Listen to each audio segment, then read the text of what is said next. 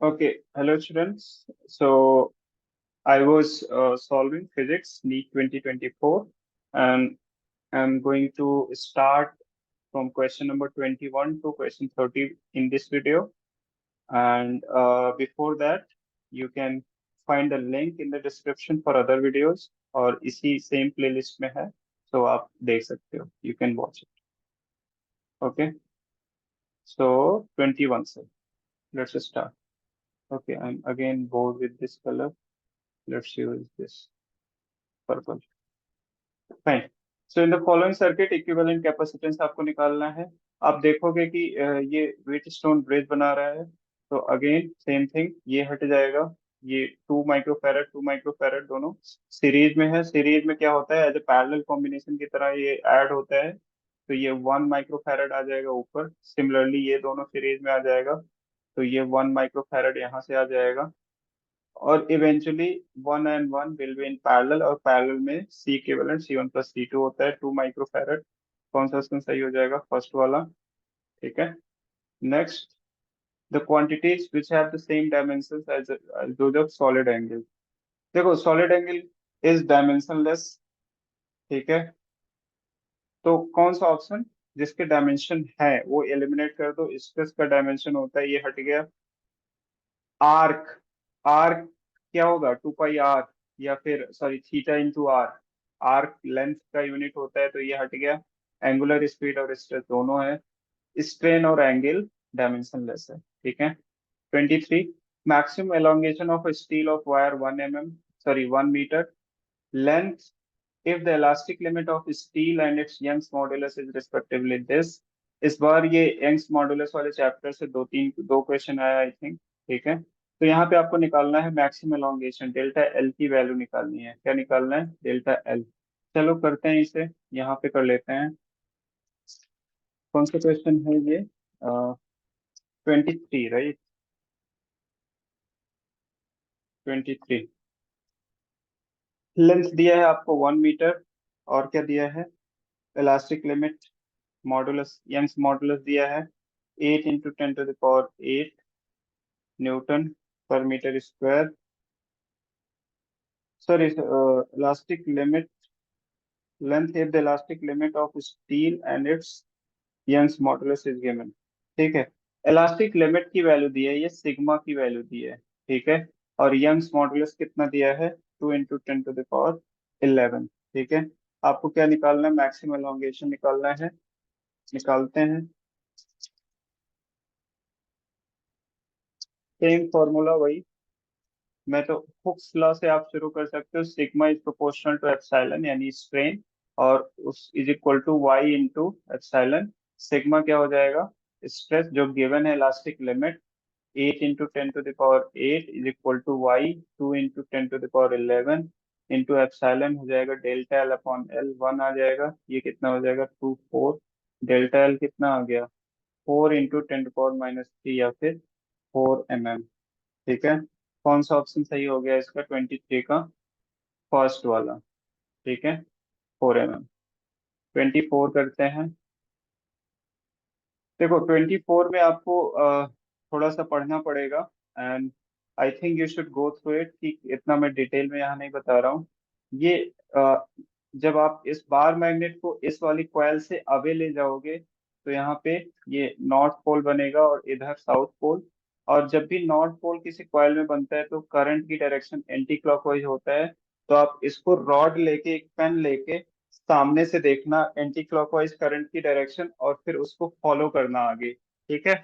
तो इधर वाले में बी से ए की तरफ हो जाएगा, और इधर इसमें सी से डी की तरफ हो जाएगा. ऑप्शन सेकंड ऑप्शन सही हो जाएगा, BA and CD. ठीक है. 25 करते हैं. 25 कैलकुलेशन है. 25 को आपको आराम से करना चाहिए. Mass of the planet 1/10 of the earth है. Diameter half of the earth है. The acceleration due to gravity आपको निकालना है. तो आपको पता है ये कहाँ गया, कौन सा क्वेश्चन है ये, 25, 25th क्वेश्चन. 25th. ये 24th में लेंस लॉ वगैरह लगेगा, तो आप उसको पढ़ना तो अच्छे से समझ में आ जाएगा. मैंने तरीका बता दिया है. मास ऑफ द प्लैनेट MP कितना दिया है, अर्थ का 1/10 और रेडियस आरपी दिया है, आरई का हाफ। तो ग्रेविटी निकालना है, ठीक है। जी की वैल्यू आप पढ़े हो, G capital M by R E square होता है, right. G equal to capital G M by R square, ठीक है। अगेन तो वही हो जाएगा, G P upon G R, G R E is equal to M P upon M E, earth का, G R ई नहीं, जी ई करो, अर्थ का, into R E upon R P whole square, right.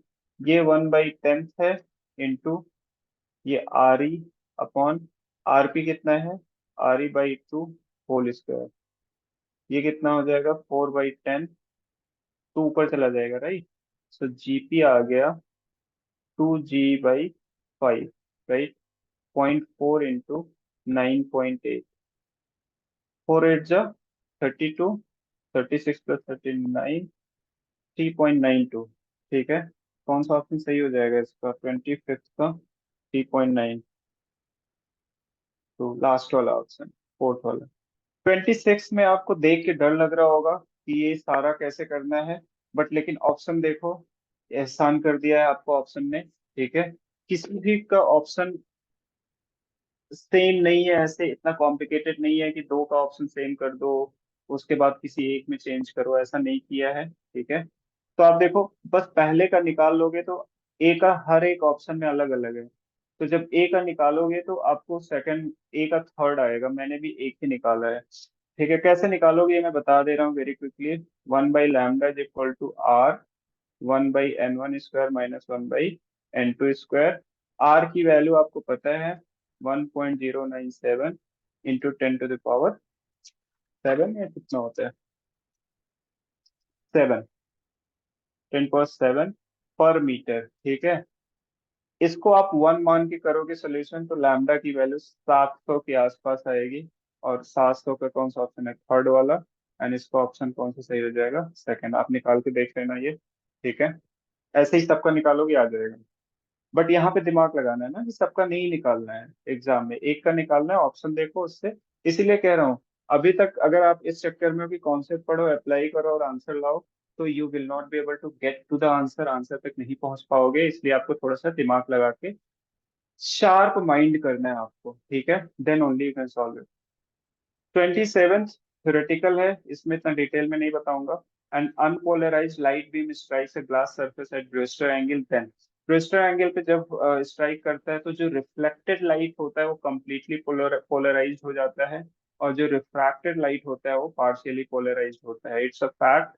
आप इसके बारे में पढ़ो, ब्रेस्टर एंगल से हमेशा हर एक साल एक क्वेश्चन पूछा जाता है। तो आप इसके इर्द गिर्द जितना भी कॉन्सेप्ट हो अच्छे से पढ़ सकते हो, ठीक है। 28 में बस एक दो इंफॉर्मेशन पता हो तो आप क्वेश्चन कर सकते हो। पहले बताओ, फेरोमैग्नेटिक, फेरोमैग्नेटिक नाम से आपको पता होना चाहिए, अगर एक साल भी या डेढ़ 2 साल भी एक अटेम्प्ट भी दिया हो नीट का, फिजिक्स पढ़े हो ढंग से, तो फेरोमैग्नेटिक मीन बहुत ही हाईली मैग्नेटाइज। हाईली मैग्नेटाइज मतलब ससेप्टिबिलिटी उसकी कितनी होगी, बहुत ज्यादा, एक से बहुत ज्यादा। उसका 10,000 या 5,000 ऐसा होता है, 1,000 2,000 इस टाइप से होता है। तो बी का कौन सा ऑप्शन सही हो जाएगा, थर्ड वाला।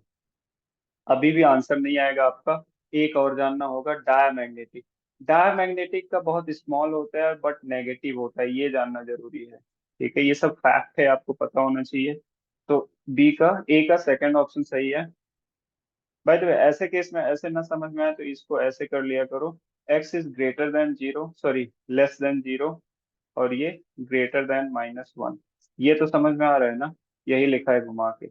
इसीलिए कह रहा हूँ ट्रिक ऐसे, बस आपको फंसाने की कोशिश करते हैं लोग, ऐसे एग्जामिनर फंसाने की कोशिश कर रहे हैं, ठीक है।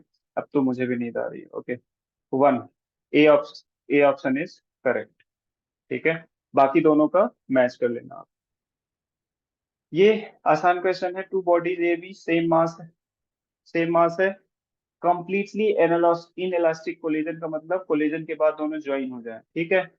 इनिशियली एक v1 वेलोसिटी से चल रहा है, दूसरा रेस्ट पे है और ज्वाइन हो जा रहा है कंप्लीटली इन इलास्टिक, तो 2m हो जाएगा, इनटू किसी वेलोसिटी v2 से चल रहा है, v1 अपॉन v2 निकालना है, v1 अपॉन v2 आ जाएगा 2:1, ठीक है, सेकंड ऑप्शन।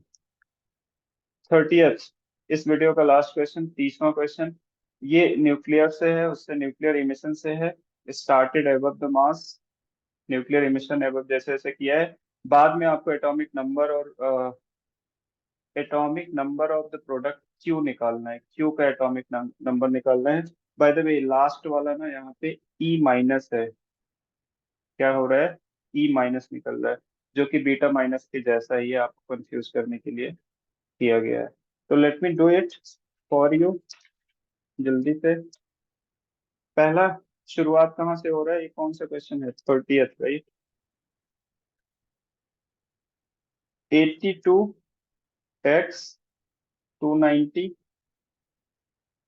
अल्फा पार्टिकल निकाल रहे हो। अल्फा पार्टिकल निकाल रहे हो तो यहाँ -2He4 जाता है, तो इसमें से 2 सब्ट्रैक्ट हो जाएगा, यहाँ पे ये y है, और यहाँ पे 4 सब्ट्रैक्ट करोगे तो 286।